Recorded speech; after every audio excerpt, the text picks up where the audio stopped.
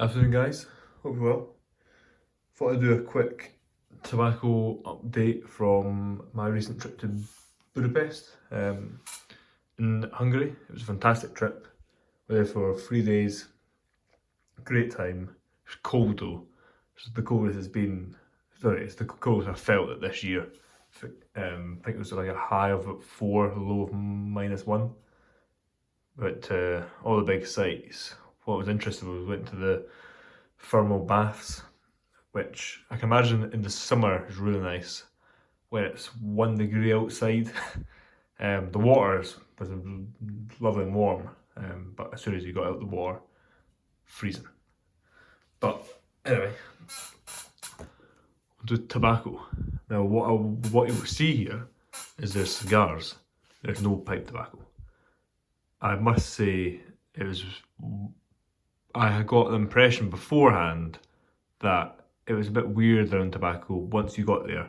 It's very strict. As you can see from the individually wrapped cigars, I get the impression that Hungary's very strict on tobacco. So the supermarkets that I went to didn't sell any tobacco. They had quite a vast amount of tobacco shops, which all had kind of an over 18 sign outside of it. I'm assuming tobacco shop in Hungarian, and they all had kind of completely frosted windows so you couldn't see it inside. But I went in one of them and they just had your bog standard cigarettes, rolling tobacco, the occasional pouches of pipe tobacco, but you're talking about like McBaron Cubic Cut, McBaron Vanilla Flake, Bargain Riff, nothing extravagant. But what was mental, I mean, literally, I was like, I had to take a double take. I went to what's meant to be their best pipe shop. It's a lovely little shop. It has some fantastic pipes, like, I mean, some extremely high grades.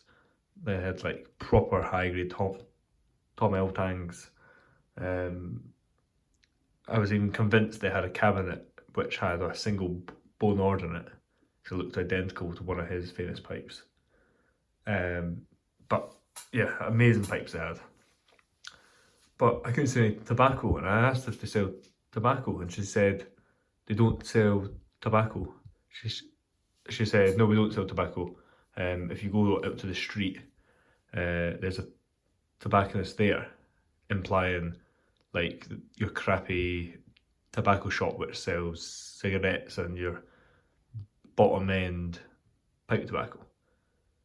So I walked out the shop and I was just in disbelief that a pipe shop like didn't sell a single ounce of tobacco, like nothing, not even the worst blend you could imagine in your life.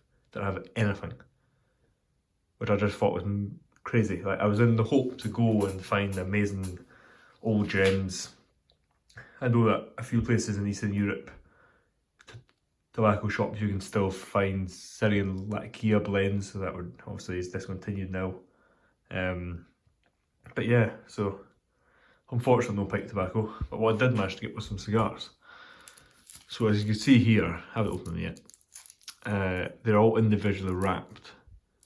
And I get the impression, I talked to the guy said that the laws are so strict these days about cigars that the importer has to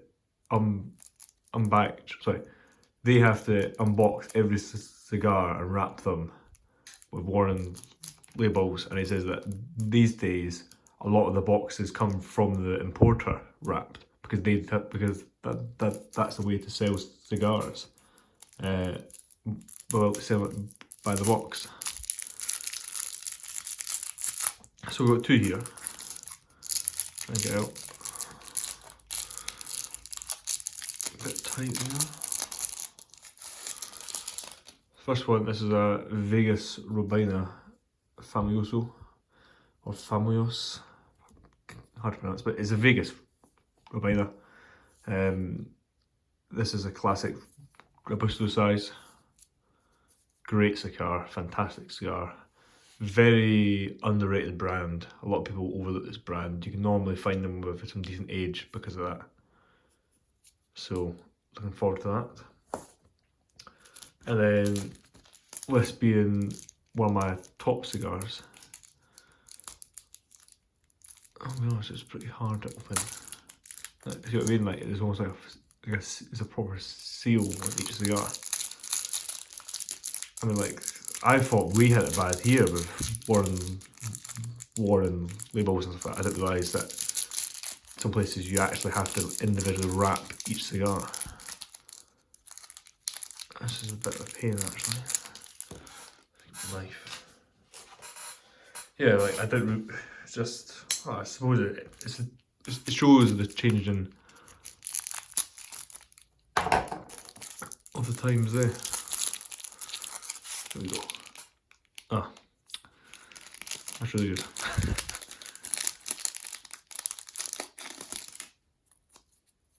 Is this going to slide back on now? Alright. The only benefit to that, I'll tell you in a second. So here we have Ramon Alones, specially selected. These are one of my favourite cigars. A fantastic smoke and great value. What I was about to say is, if a band's loose, you see these cigars have a bit of a box press to them. They always do, because these come in cabs of 50 in a cabinet wooden box, and they come in just your standard boxes like these of 25, the kind of cardboard boxes. But the cardboard ones, they get squished together. So you quite often find these ones with a bit of a box press. So a loose band, not always, but most of the time indicates it's loose because of the age of the cigar. As the cigar ages, shrinks, expands, the bands can become a bit loose. And this was right at the back of the humidor, so this could be a bit aged. Smells fantastic. The Vegas Robina Famoso smells a bit newer, bit more age, bit less age in it, but I wouldn't be surprised if they both have 2 or 3 years in it. This one might even have more, maybe 5 maybe. It's got a really nice aroma to it. So these two cigars came out to be £22, so £11 a cigar. These two cigars currently in the UK would fetch about £40 for the two, so half price. Fantastic sale. And then we get on to these. This is a box of Romeo and Julieta Millefeuilles. Box of 10. ABR 20. So that means that this box was in April. This was boxed in April of 2020. So it's got about a year and a half on it. That's the factory code. That doesn't mean it was boxed on a Tuesday.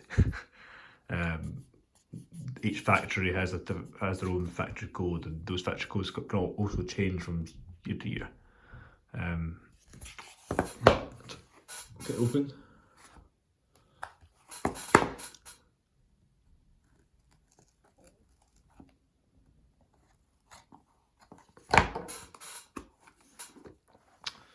So you got your classic Habanos, which do the trick to see if it's fake or not. Is you do it in your hand, and it should cuddle up like that. If it doesn't mean that they're fake, but that's their first sign, is that the paper, I don't know why, but every single box of cigars you get, it curls up, always. And then you've got here, this is from the Hungarian importer, kind of just says Cuban tobacco. Every country has their own bit that they put in. So in the UK importer is Hunters and Franco, so they put in their guarantees and policies and stuff like that, and this is theirs. So these were from duty free. So you got 10 beautiful cigars, Romeo and Julieta. Milfoys. There's a 42 ring gauge by, I can't remember, what was it again? It's Maravilla size, Petite Corona size cigar. Yeah, it's just over 5 inches length, 42 ring gauge. Really nice size, size I like. I like classic sizes. I do obviously like, oh, sorry about that, tripod. I do obviously like larger ring gauge cigars, being 50, but I prefer slimmer ring gauges, like the Petite Coronas. So, the price of this box, 10 cigars, £34.